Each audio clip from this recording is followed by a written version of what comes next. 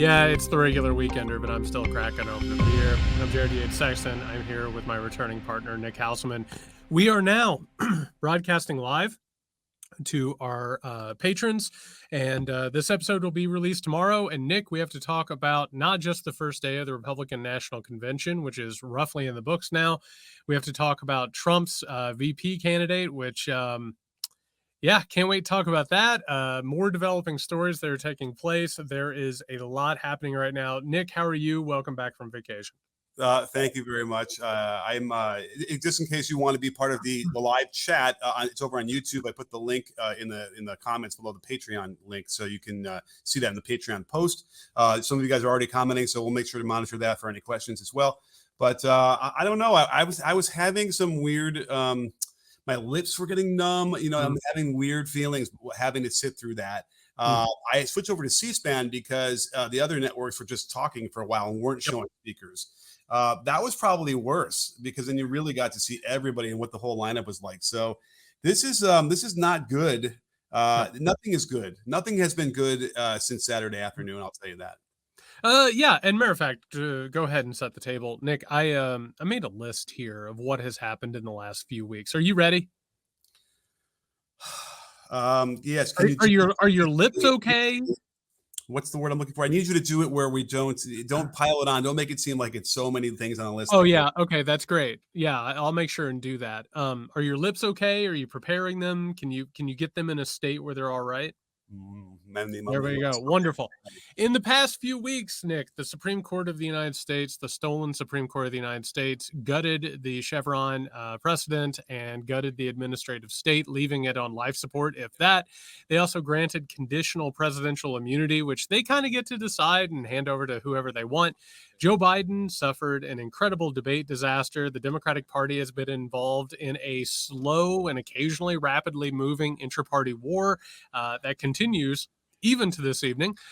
Trump survived an assassination attempt on Saturday that has sent our media into an absolute insane tailspin. The Democratic Party has absolutely failed to meet the moment. Shocker of shockers. This morning, his confidential document case was dismissed by a handpicked judge. And J.D. Vance, one of the most dangerous and worst people in all of American politics, was chosen as Trump's vice presidential nominee. More on why that is so bad here in just a second. But Nick, I'm just going to go ahead and throw this out there. Not good. Bad all the way around. Yeah. I mean, I'm actually even getting down to the granular, like the feelings of the people who are there and what they're trying to express as the individual speakers go one after another. And it's just a different world, a different reality that I don't recognize. And I don't think a lot of people do. Certainly not people listening to this show would recognize. The J.D. Vance thing is interesting. He's a bit of he's, I guess, the bizarro Jared Yates Sexton, wouldn't you say? Sort of. He is one of my main nemesis in all of life. Yes. Yeah. And we have gone round after round after round, and now he is the vice presidential nominee for the Republican Party and the heir apparent for the entire MAGA movement. It's weird how life works. It is, and should be, at least if people are a little bit, are wondering exactly why I look at it that way, is that he made his name writing a book about sort of the mindset of people living in the Appalachian Mountains, and that's being kind. He wrote a book blaming poor people for being poor that gave conservatives and centrist liberals permission to never ever help them in any way, shape, or form. He's a class traitor. He sold out his family, everybody he ever knew, and he did it to make a fortune, to gain political power, and to get cozy up with one of the most fascistic tech billionaire oligarchs that we could find, who is now teaming up with Elon Musk to bankroll a super PAC that is going to basically pay for Donald Trump's entire campaign moving forward. Not great.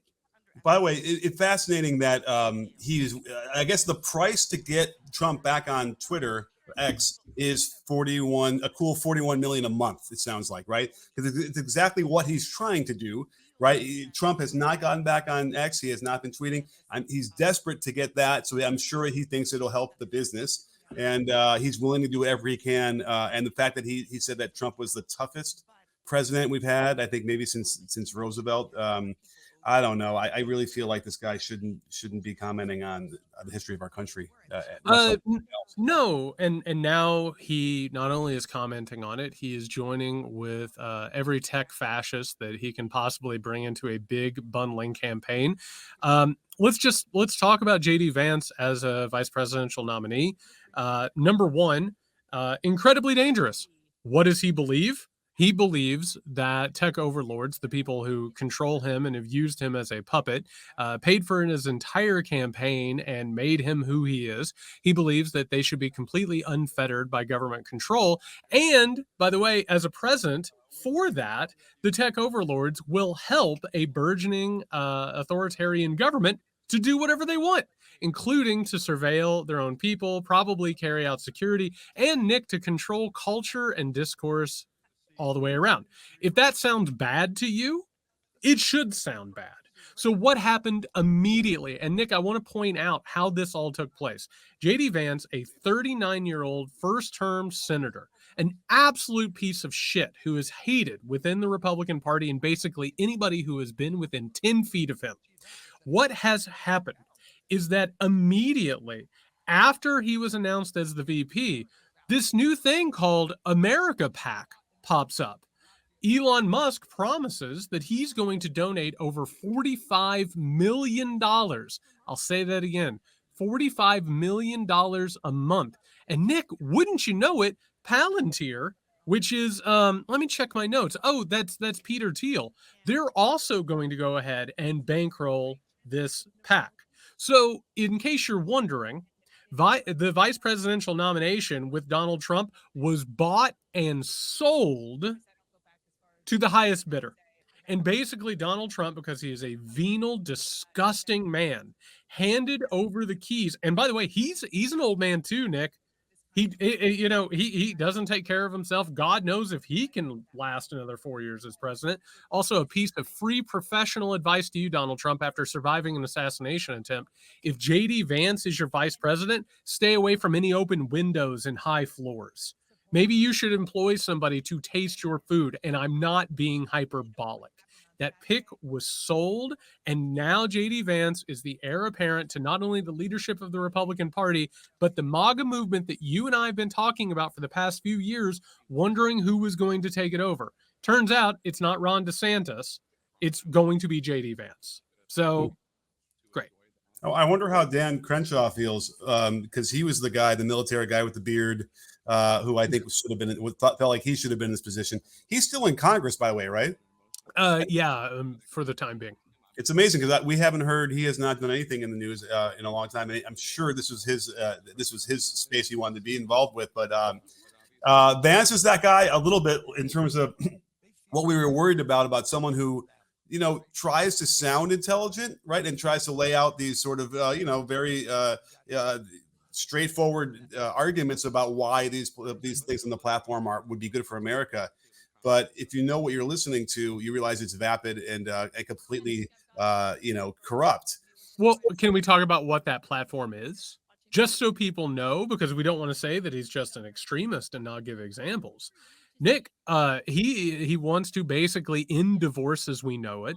He wants to make sure that women are more or less turned into breeding mares because they're not going to have an abortion if JD Vance has his way. He is definitely for a nationwide abortion ban with absolutely no exceptions. On top of that, like he has suggested that women should stay in abusive marriages because it's good for them, it's good for the husband, it's good for the children. On top of that, he spreads white replacement theory. On top of that, Nick, he believes that tech oligarchs should rule absolutely everything. He believes that we should have a theocratic system of control. He believes that maybe we should get rid of democracy, or at least maybe if there's a household with a bunch of children, maybe the parents should have extra votes for those children. That is one way that the Republican Party, I assume, could win a popular vote if it's rigged. The list goes on and on and on. He has talked consistently about an American Caesar who needs to come in and destroy democracy in order to save America from a liberal democracy. It is literally the worst case scenario when it comes from an ideological standpoint.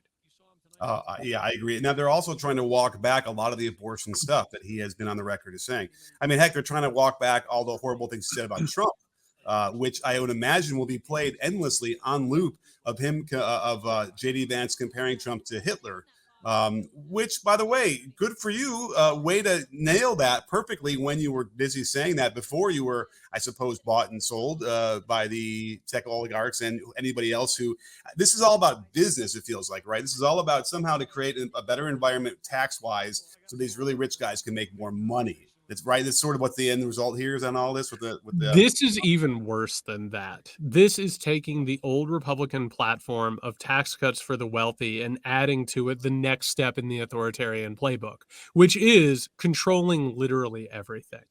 And what is JD Vance and everybody around him, every think tank, every institute, every group, every affiliation that JD Vance has surrounded himself with in the past 6 years, Nick? What do all of them say? We have the tools because of tech and social media. If we can seize those tools, if we can push those tools, if we can control those tools, if we can bring tech over to our side, we can finally control the nation in a way that we have never done before. So it's the next evolution. And by the way, what we haven't mentioned yet, Nick, we've talked for the past couple of years about the civil war within the Republican Party, going from Mitch McConnell to what comes next. That's done. That's over. Ring the bell, throw in the towel. It's over. The Republican Party now doesn't just belong to MAGA Republicanism, it belongs to fascistic, post liberal democracy Republicanism. You know, I was lucky enough to turn on Fox during all this and see JD Vance. You were lucky. Your friend and mine, Sean Hannity. I know we know that Fox News is not news, and I know that they've even admitted it in private, in public, whatever. It really it had been a little while since I'd seen Hannity just off the cuff. It really is horrible. Just every little editorial aside that he throws in there. It's not a serious program, but it was fascinating to see, even how they're trying to pivot to criticize Biden for Israel and how he's not supporting Israel. And I even heard the people in my family who are going to be one issue voters on Israel in this election, and that's why they're going to vote for Trump, as if Biden hasn't been giving them every weapon and every bomb they request, on command. It's just ridiculous. And then they're trying to frame this all, and this is what Vance is saying about Iran and capitulating Iran. So of course he can reference how Trump took Soleimani out, and look how strong he was, and Putin would not have gone into Ukraine if he was president. It's some of the old hits are coming back, right? And we're going to see these guys trot these things out too. And you can't forget how he categorized women who were getting abortions because he thought that they consider their pregnancies inconvenience. And has to walk that back. And then while also spreading the lie that Democrats want, pro-life Christians to pay for abortions in the 39th week. It's literally that's going to be the thing you'll have to see. You'll see going on from now on, that it's going to be taxpayer funded abortions in the 39th week that people who are pro-life Christians are going to be paying for. That's what they're going to be saying. Well, and let's even take some of the things that JD Vance has advocated and argued for that might not even sound batshit insane. Okay, so another thing that you and I have talked about is that we are reindustrializing America. We've seen the end of globalism as it worked. We're seeing now a push for reindustrialization in America.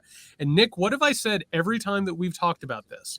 I've said America is going to reindustrialize because of the new Cold War and the decline of globalism.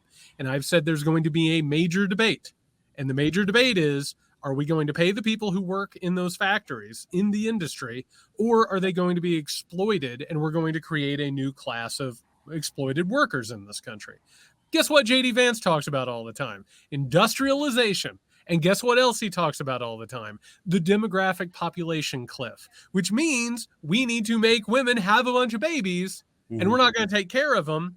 So I guess they're going to have to work in the factories and they're not going to have to really, struggle for anything. That's happening, right? It's the exact type of stuff that always gets offered up because, as I always say, the right knows that there's a problem, right? The right knows that something is wrong. I was actually, Nick, just a quick aside. I was on an interview today on this British television show.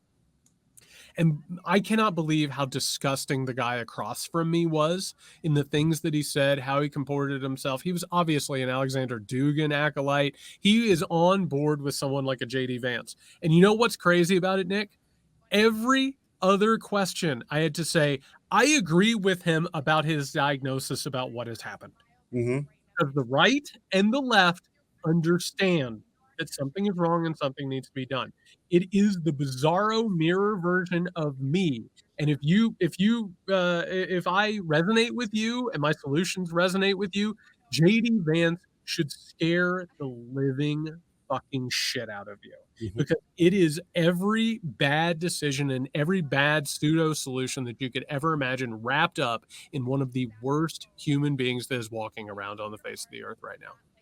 Yeah, exactly. The best way I like to, to symbolize what you're talking about, as far as we can sort of agree on sort of top line things, is our education system. I think everybody can agree that it's failing our kids, and so that's an interesting way of like, okay, great, but we'll say teachers need to be paid more, they need more resources, we need to be able to improve those things.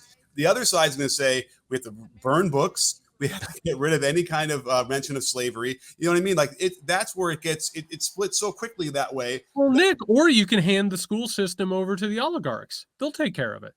Oh yeah. All right. Well, I mean, Yeah. obviously, the biggest part of their platform, I believe, is getting rid of the Department of Education, which then Yeah, you don't need it. Yeah, right, absolutely. it'll destroy. By the way, please remind us all of why public schools were created in the first place in this country. Well, because we thought it was important for democracy, for everyone to get an education and be able to understand what was going on. And also that we all benefited, not just politically and socially and culturally, but also economically. It led to innovations, it led to change. It was considered one of the main platforms and foundations of democracy. There is a reason why they have destroyed it and eradicated it. And I'm telling you, JD Vance and the people he represents, they don't want people going to school. They want people to basically work in a fiefdom where they, like, in a feudalistic system where they work for corporations. They can never leave the corporation. Basically, the corporation decides who they are, what they do, where they go, and how they behave. And that's where they want to go with this thing. That's the entire point of this. I do. As we're looking at this live really quickly, I wanted to point out like who is sitting with Trump in the front row or whatever row this is, and in what order. Can you see who that is on the all in Yeah, the left? it's Mike Johnson and it's JD Vance, the future leadership of the Republican Party. Yeah, go down though. A couple more guys. Oh yeah, good old Tucker's there. And by the way, Tucker's into this too because he's part of the whole not just the authoritarian white supremacist neo-fascist clique, but also the Elon Musk clique. Which, by the way, I'm going to say this. I brought up feudalism, Nick.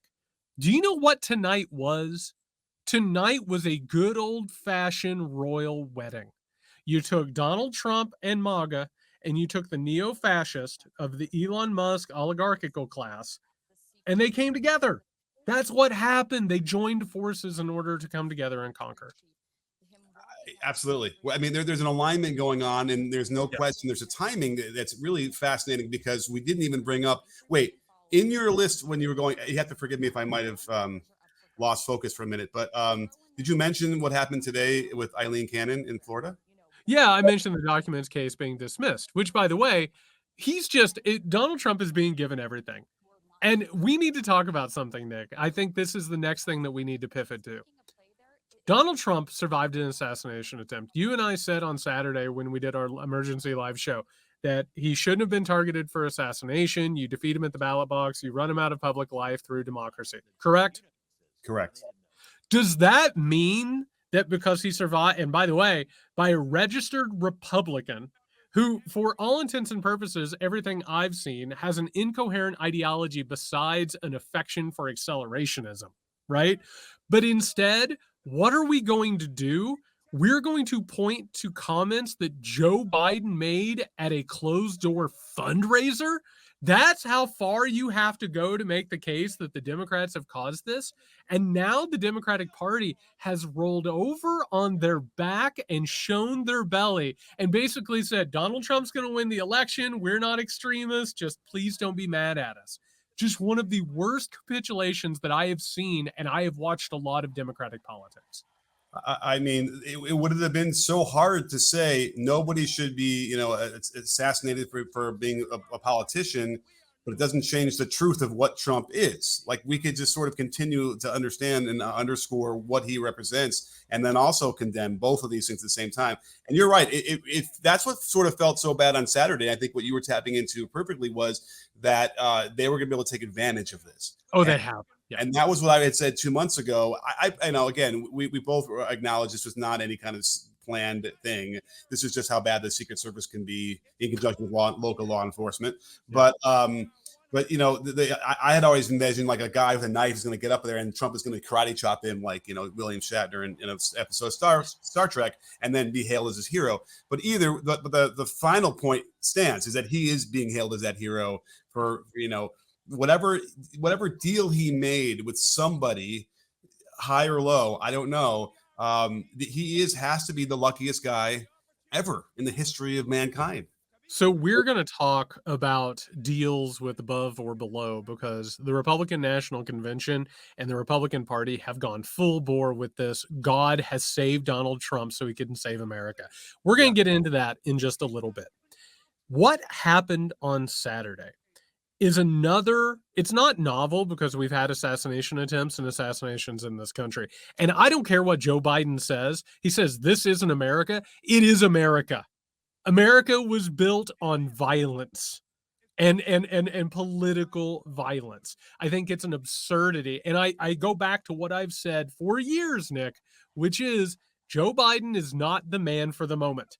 Right. He gave a speech in the Oval Office, which is every speech that a president would ever give anytime that this would happen. We need more nuance than that. We don't need to, quote unquote, take the temperature down. Do you know what that says to me, Nick? That says that all of the people who are in like the path of this rampaging authoritarian machine, I'm talking about women, people of color, immigrants, poor people, LGBTQ Americans, disabled Americans, people who are uninsured, teachers, it goes on and on and on. It tells me that the Democratic Party is not serious about protecting those people. It's good for fundraising. It's good for maybe getting people at the polls. Jared Golden of Maine came out and said, let's be honest, this isn't a fight between democracy and authoritarianism. Knock it off. Keep telling us what you mean, guys. Keep telling us what it is you believe. So is this the most important election of our lifetime, or is it not? Are you going to fight on behalf of the people that you've promised to fight for, or are you going to punt the ball and worry about 2028? Because I'm telling you what I'm seeing from the Democratic Party right now. They're done. They're not interested in going after Donald Trump. They're not interested in prosecuting a campaign. I don't think this is going to get fixed at the Democratic National Convention, save for a near miracle. And what we have seen is that they have basically said, good job, Trump. You missed that bullet, and we haven't been able to figure the Biden thing out. So I guess we'll figure out the transition. We'll get this thing figured out. That's basically what they've said at this point. Well, is it safe to say that a lot of times, let's just say this was a normal week where the Republicans it is not. But if it were, I kind of feel like sometimes there's a sense of it's not decorum, but the Democrats would be a little quiet this week, right? They kind of be like, okay, they'll get their little bump, we'll kind of wait, whatever, and then we'll come full bore next week and whatever. So don't you kind of feel like that's what they're saying, not only in conjunction with the convention, but the fact that there was an assassination attempt, that they have to sort of say, we can't attack and we're not going to say anything. We're sorry that we incited it or whatever you think we did. Isn't that what it feels like right now? Decorum is the word. I talked about this on my Substack today. It is this idea that, and I've talked about this and ranted and raved about it, but it needs stated again. The Democratic Party is largely controlled by a bunch of centrist neoliberals. Also, by the way, not shocking that our media is also controlled by a bunch of centrist neoliberals. So what is the conversation, Nick? It's that we need to take the temperature down. We need to chill out. We need to watch it with the rhetoric, which, by the way, Nick, what's the rhetoric that the Democratic Party has communicated that led to this, which, by the way, it's a registered Republican who has no ties really to the Democratic Party outside of a $15 donation. What's the Democratic Party said that has initiated violence, Nick? What have they said? I mean, listen, I'm not going to argue, Biden had a thing that he said about, keeping the crosshairs, right? He had that. He says that Trump is a existential threat to democracy. I mean, they Okay. are using that kind of stuff, right? Is that true? Yes. Oh, okay. So instead of telling the truth, we should probably just dance around it and pretend like it's not true. Nick, if we got into every instance of the Republican Party and the MAGA world, their calls for violence, their discussions of violence, and the actual violence that has followed them, including not just January 6th, targeted assassinations, kidnapping attempts. I mean, one mass shootings, one after another. And the moment that this happens, and it's a regrettable event, I'm glad that Donald Trump survived it. The moment that this happens, everybody, every single centrist has to be like, oh, we got to do something to bring the country together. How do you bring a country together, Nick? How do you we saw an article, it was like, so we're all MAGA now. No, we're not. MAGA is a reprehensible movement that is based on white patriarchal supremacy and cruelty. What, how am I supposed to find common ground with that? Do you know what I mean? Yes. I mean, what do you think we've been talking about on our show for the last 5 years? The whole time. Right? Like the kind of scratching your head and wondering, is there a way to find the common ground? I'm the guy who's like, okay, let's look at what they're saying. Let's see if we can figure out. I'm always trying to get into the mindset of that. And I think we, the farther we get here, and we could talk a little more about how these speeches were framed tonight. Yep. A lot of yelling, which is hilarious because they'll always sort of, accuse the Democrats of yelling, right? But can I do a quick thing real fast, by the way? Because I won't mention this later as we're talking about the convention. Speaking of yelling, I just want to say a little note. At every convention, there is a potential future contender who absolutely ruins their future by giving the worst speech that you ever could have imagined. And we have an early contender for not just this year, but maybe the worst speech in the last 10 years, Glenn Youngkin. Glenn Youngkin, the the governor of Virginia, it sounded like Will Ferrell's character on Saturday Night Live that couldn't modulate his voice. It was so unbelievably putrid. But yes, we will get into those speeches in a little bit. Well, that's why I brought this up, because of the Youngkin speech primarily was it was so much yelling. And you probably would agree with me on this. It's probably because when they hear the words that they're saying out loud, it's like I have to say it louder so I can convince myself that what I'm saying is what I should be thinking. That's literally what it looks like to me from someone who doesn't believe what they're saying. And it's just remarkable. But I think it's that same torque we've been talking about all this time, where there is when you actually hear themselves saying these things out loud, they realize it doesn't work. This doesn't make sense. It isn't what they want it to be, but they've committed. They can't be wrong. They can't admit that they're wrong. So they're just going to shout it and hope that everyone else shouts it back at them. It's really fascinating. Well, and that's because the Republican Party is the party of reactionary fear. Yeah. That's all they care about. I mean, the Democratic Party is the neurotic party. It is all of the people in the country who think too much about everything. They second guess everything they do. And then they, oftentimes will shoot themselves in the foot. And that's how that works. And so you have this back and forth that just doesn't work. Nick, on that note, speaking of the Democratic Party, there are reports even today, the first day of the Republican National Convention after the Donald Trump assassination attempt, that the Democratic Party is still trying to pressure Joe Biden to leave the nomination. Apparently, Nancy Pelosi has been burning down the phone lines. There are reports, and this is what I told you and what I told the podcast, that Barack Obama has played a huge role in all of this without coming forward and being open about it. It does not seem as if there's going to be an open push for Biden to get out, except for a few people coming out and saying that he should. What do you think about this? Because watching the Republican National Convention, they are certainly more consolidated than they were in 2016. They have grown closer and closer. Donald Trump is now a literal messiah for them. We'll talk more about that in a moment. But Joe Biden had this interview on NBC tonight that ran counter to the RNC with Lester Holt. And Lester Holt, who is a friendly presence in that room with Biden, peppered him with questions about his age, his acuity, his ability to go forward. Every time Biden speaks, every time he does anything, the entire focus of it is, did he make any mistakes? Is he able to go on? Now we're in this weird pickle where Donald Trump just had this thing happen. All the momentum's with him. How do you see this playing out? Because I've got thoughts, but man, are they scattered. Which Peanuts character has the cloud that follows over him wherever he goes? Is Is it that Pigpen? and Big Bambi? Okay, it's that's sort of what it is, and Ooh. like the battle box was the big one, right? Instead of the ballot box, which he said twice, and again, speech impediment, whatever. But it's just soul crushing every time he misspeaks, even though people misspeak all the time. Certainly, Trump misspeaks more than anybody, but it's done. It's established. We've seen it. We know the background now, and so it's just another example, big or small, of our concern that he could barely maybe run the country day to day, much less continue running for president, in November. The Obama thing is interesting because there's this famous, stand-up comedy where the guy's talking about his kids not behaving, and he would sort of threaten them by saying, "I brought you into this world, and I could take you out." Well, Obama would be the one guy I would imagine who would say that, right? He's the guy that got Biden the nomination in 2020, and he could be the guy, if he said it, who would make him step down, right? Like that would be the one. That's probably what would need to happen if it's going to happen at all. And listen, I am so annoyed and allergic with great people of history, notions and theories.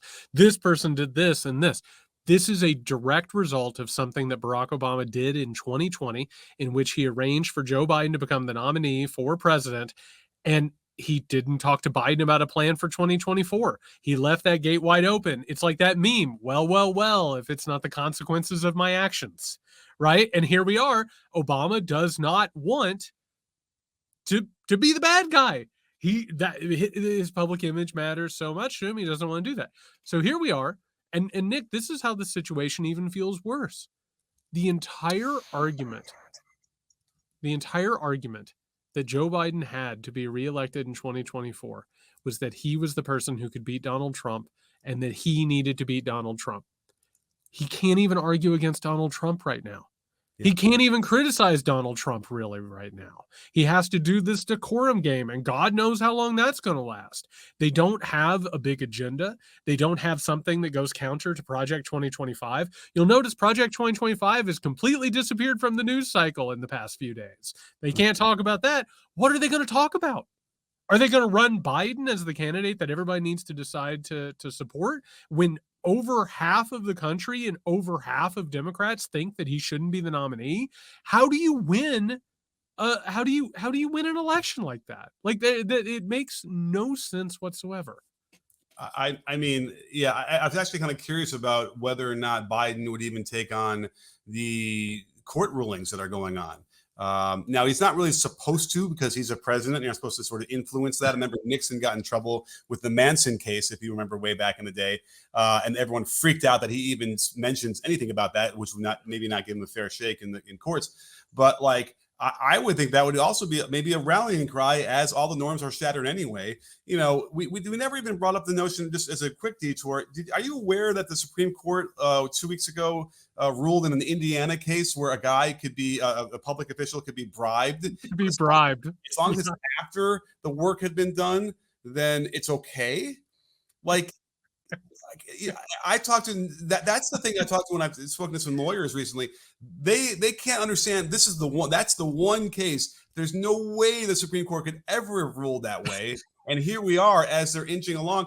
I mean, we all understand why Eileen Cannon did this today, right? It was because Clarence Thomas outlined it in his opinion that no one else supported for the immunity case.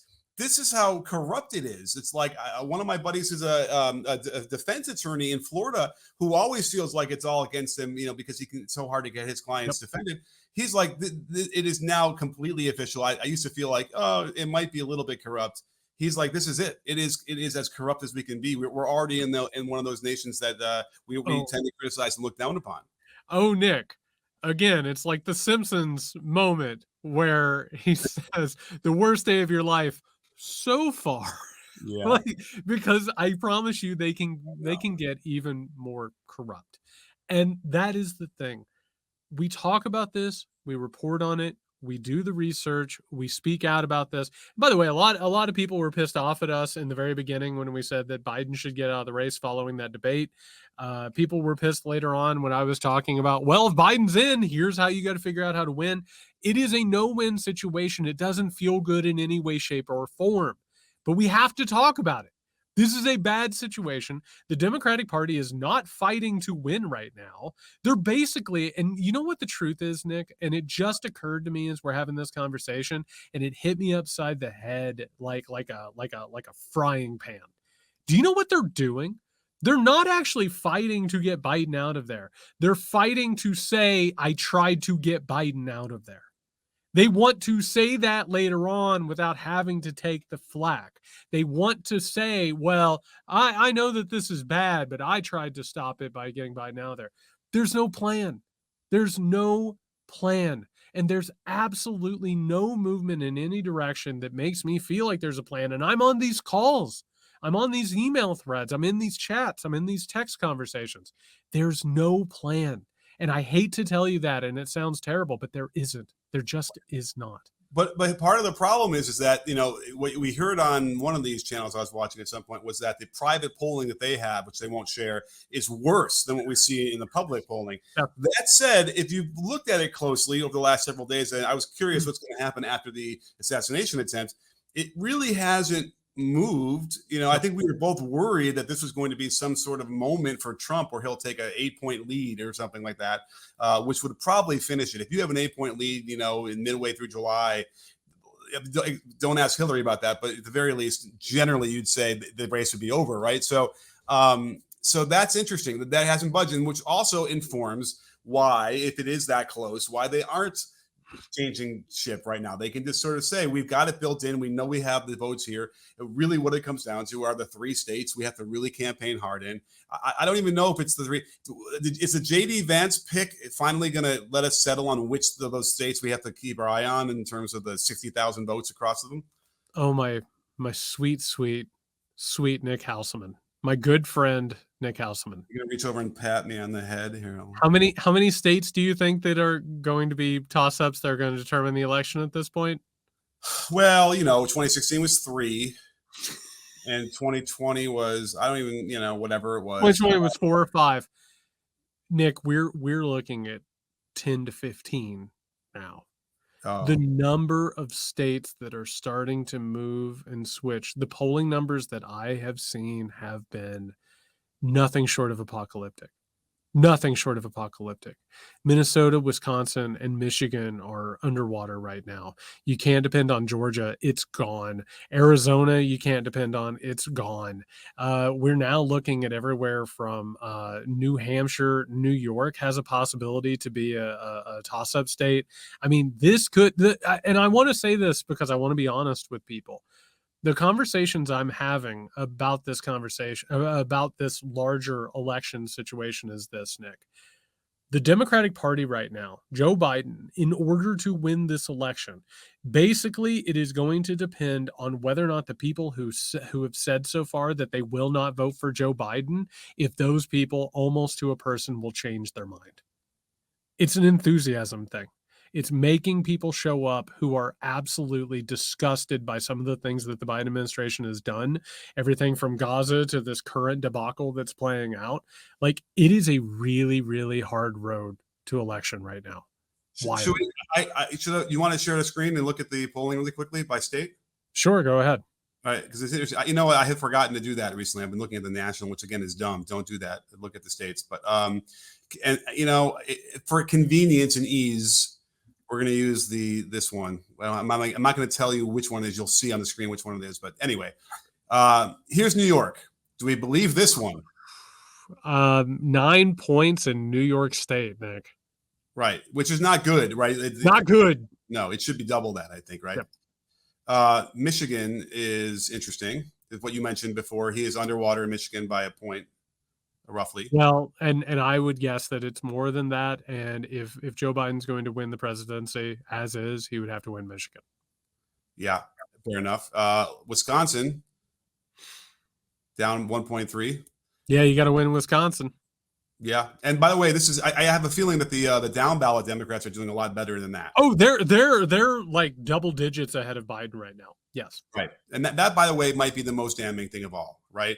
If you can't ride the coattails of the down ballot people, like that's a real problem. People So imagine that. They're gonna vote for the senator who's a Democrat and then Trump. so I want to talk very, very quickly and put a bow on this thing before we get into the actual convention. And this is this. This Biden thing should have been figured out in the first 2 days after that debate. It should have been done.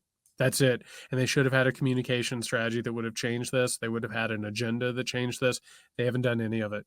It has continued on and on and on like Groundhog Day from hell. Mhm. And there is absolutely no movement here whatsoever, which I hate talking about this. And if he's going to stay, stay and figure something else out. You know what I mean? Like go in a direction, get an agenda, figure out a plan. It's not there. Well, And is your argument like after those 2 days and they got to figure it out that we would stop it would all this little chattering in the background would cease, right? All of these little leaks and all these little here. I hear that Pelosi, right? You wouldn't that would be not happening if they had figured this out once and for all. no, you need to come together as a leadership and decide what you're going to do. And then everybody takes their marching orders from that. If you think that there's been a member of Congress or a member of the Senate or a governor who's come out and said that Joe Biden should step aside and they haven't checked in with basically their precinct captain Mhm. or a Barack Obama, you're dead wrong. It's been an ongoing shadow campaign full of footsie and flirting, and it just hasn't worked. And they have just let this thing just absolutely keep twisting in the wind. By the way, I don't think it would be far fetched to picture if this was the Republican side. You would have seen a couple people take advantage of this and say, "This president isn't equipped day to day to be president right now. I got to take over. You got to pick me. We got to get." You know what I mean? Like I would think you'd find a couple people who would be willing to do that. And that's the problem. Is I suppose it would throw the Democratic Party into so much turmoil.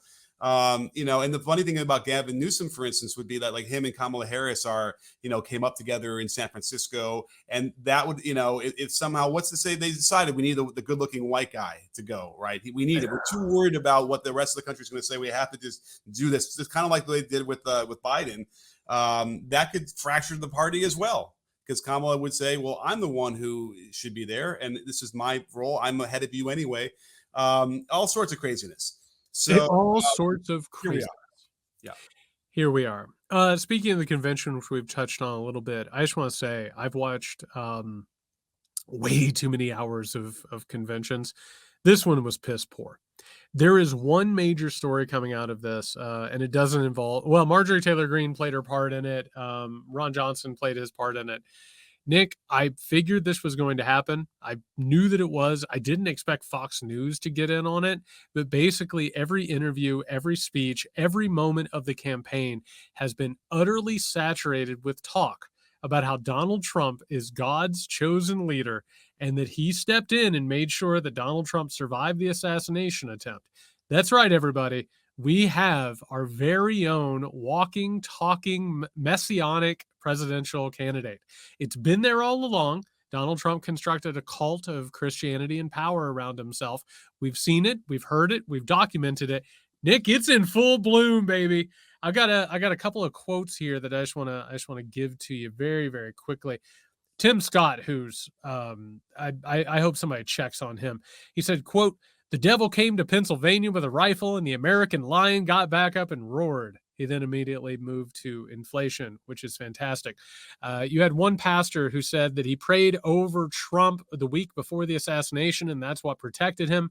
Other people say divine confirmation, that this was, quote, biblical. God was holding Trump's hand that day. Another pastor said that God literally moved Trump's head, made him turn his head. And Lee Greenwood, who looking rough, baby, also sounding pretty tough. He ended the night as Donald Trump came out to hang out with his new best friend, goodest boy, J.D. Vance. Lee Greenwood would not stop talking about how God had saved Donald Trump so he could save America. And he did it for so long that they had to turn his mic down and get on the speaker to announce Donald Trump coming in. The one thing I was writing in my notes and watching this was how much religion was being referenced here. We had seen it in 2020, and I probably then was scratching my head saying, "Are we supposed to not have this?" And that's not supposed to be so centric to that. And it's a natural outcropping, right? And it will continue to get more and more toward tent revival, I'd imagine, in the next the next iteration of the Republican convention. And half the people there probably don't even go to church, have no connection with religion at all. But it sounds good. They'll clap. They'll feel the energy in the room. But there's no question that whatever this luck that it seems to be helping him in his legal cases and in the bullet not hitting him, it's easy to interpret that for the people who are already conditioned that way to assume that somebody is protecting him from on high. And it's gross because we already thought that they already thought that he was deserving of this position because he was rich, right? And that's how God touched him, and that's why he's rich. And now God has touched him. That's why he didn't get hit by the bullet. And we all know, at least I think everyone in this audience knows how much bullshit that is. But it's a intoxicating brew. Well, so as an ex-evangelical, I just want to make a little anecdote here. You know what always pissed me off, Nick? What always pissed me off in those circles, in that community, in my family, was when something good would happen, you would hear that God had willed it, and then something bad would happen, and you'd hear that it was God's plan, which really makes you wonder about how God prioritizes things. So, for instance, I don't know if my husband was in the audience at a Trump rally and a bullet missed Donald Trump because God moved it and it landed in my husband and killed him and left me a widow and my children without their father, I'd be pretty pissed about what this all-powerful God was doing. Why didn't God choose to, I don't know, have it ricochet and go away? It seems like a lot of sense if he's got all the power.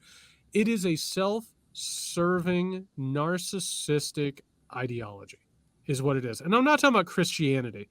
I'm talking about how you can take this stuff and move it around and do whatever you want with it, as opposed to reckoning with it. The idea that maybe you live in an uncaring universe or there's an omnipotent God who isn't interested in doing something in order to help your favored political candidate. It's disgusting. It's really, really awful. And what's more, Nick, is it's dangerous. Because what has happened at this point is not only have they believed that Donald Trump was a messiah who was being persecuted, they've now seen an attempt on his life. They put that into their cosmology, into their worldview.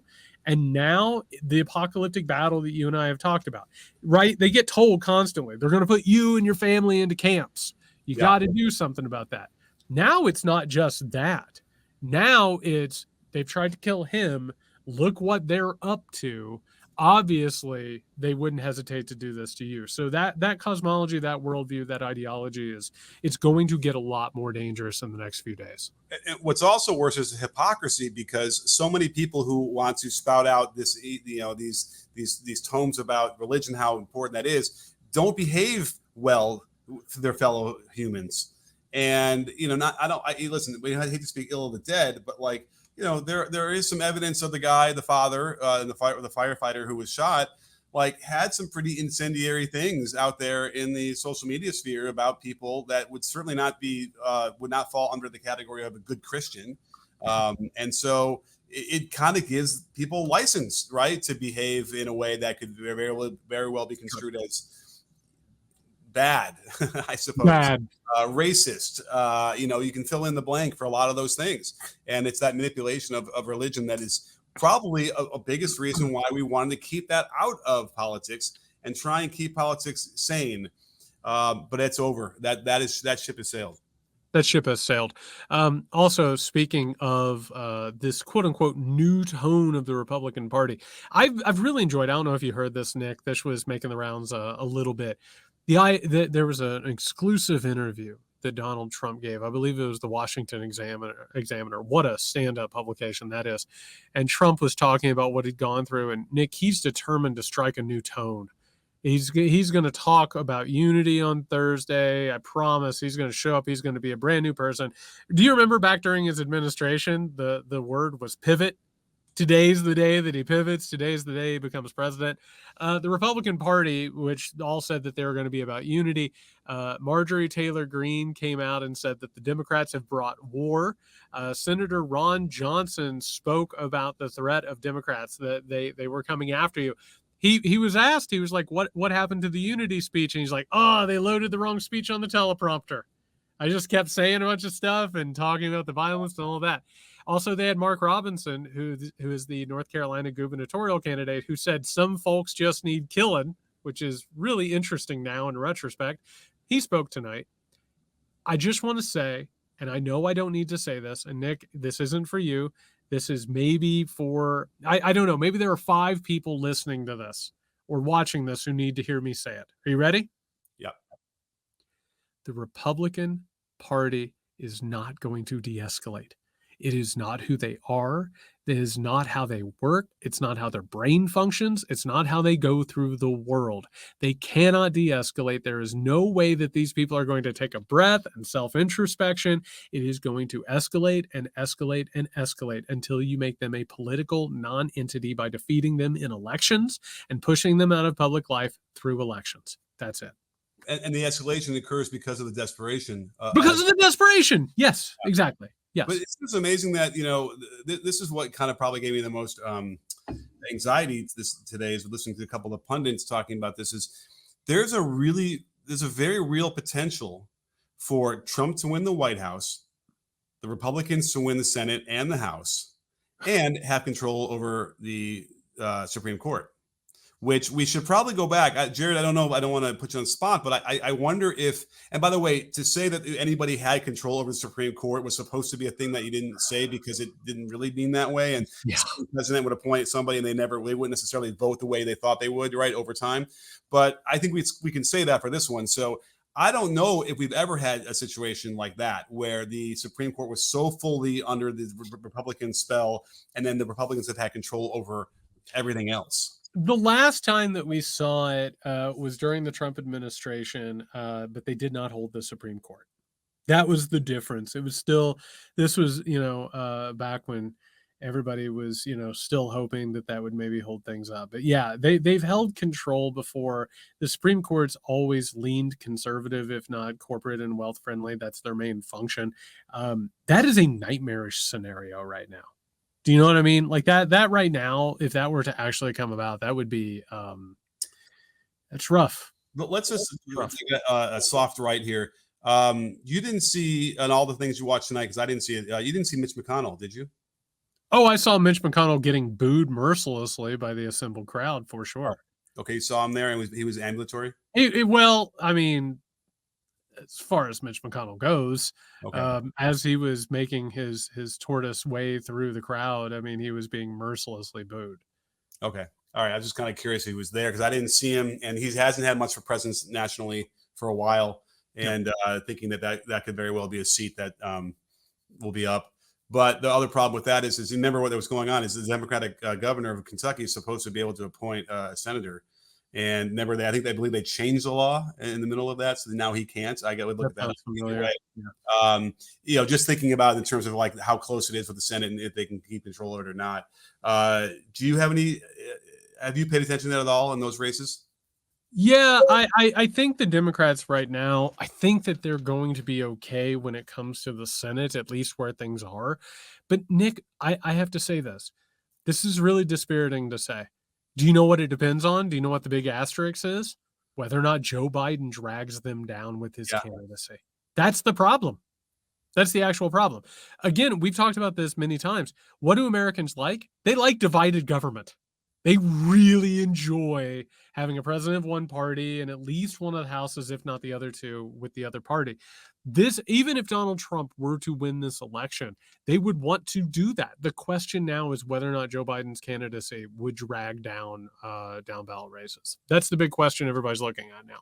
Yeah, and that's got to be the thing that also is putting pressure on him to bow out. But the more and more I think about it, the only way that happens is it has to be Obama.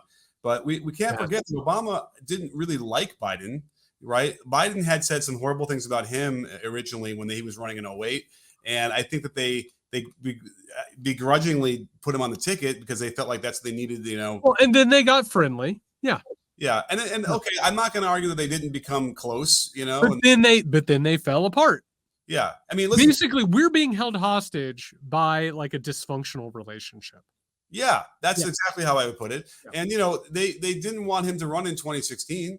Nope. And I thought he probably thought about it. Now that said, I believe he was going through the tragedy with his son around Yeah, that but time. he never once Obama never once gave a thought to Joe Biden succeeding him as president. Not once. It was Hillary Clinton from the very beginning.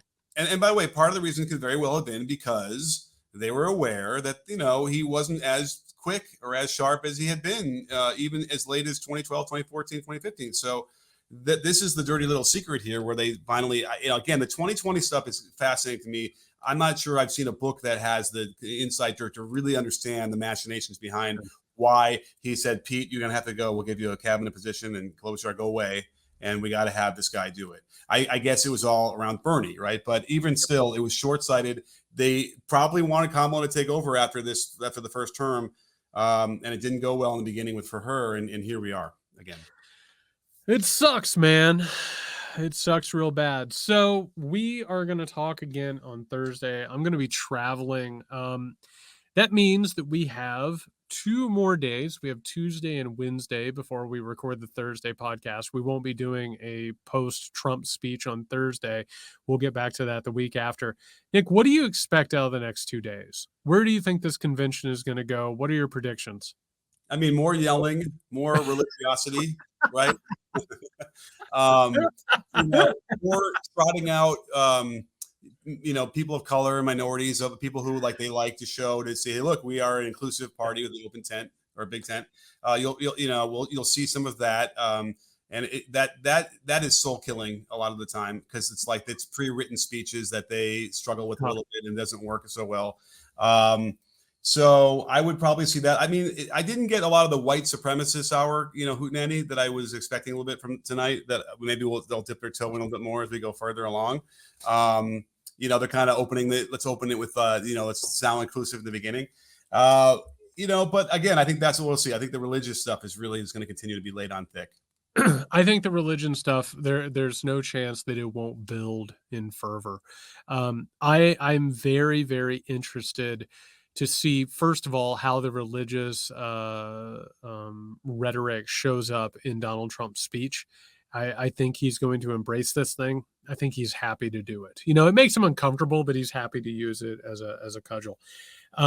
Nick, the thing that I'm going to be paying the most attention to, and this is, man, I'm going to hate this. On Wednesday night, when J.D. Vance addresses the convention as the vice presidential nominee, I want to see what J.D. Vance shows up. Do you know what I mean? This is a power hungry individual who changes himself constantly. How is he going to present himself to the country? How is he going to present himself as the heir apparent to MAGA? Where are things going to go? What are they going to do? And I mean, it is really, really fascinating to see what we have in store of us, because this goes way beyond 2024.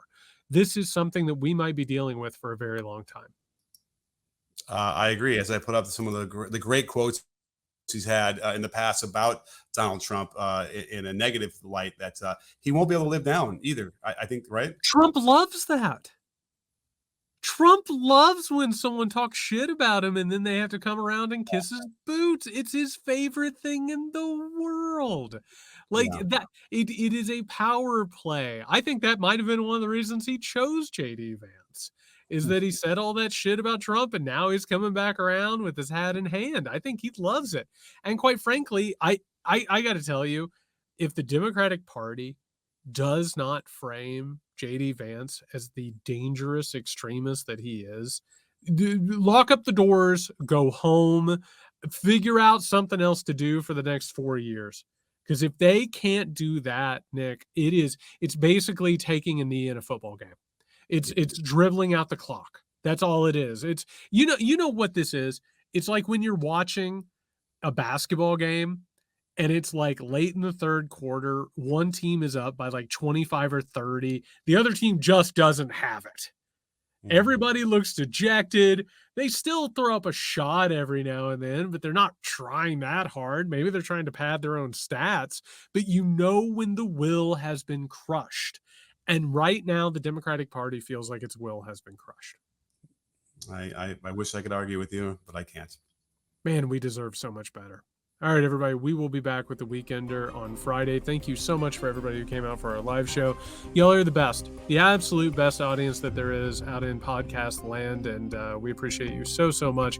Again, we'll be back on Friday with The Weekender. In the meantime, everybody, you can find Nick at Can You Hear Me? Estimate you. Find me, Joe Sexton. Be safe. Have a good night.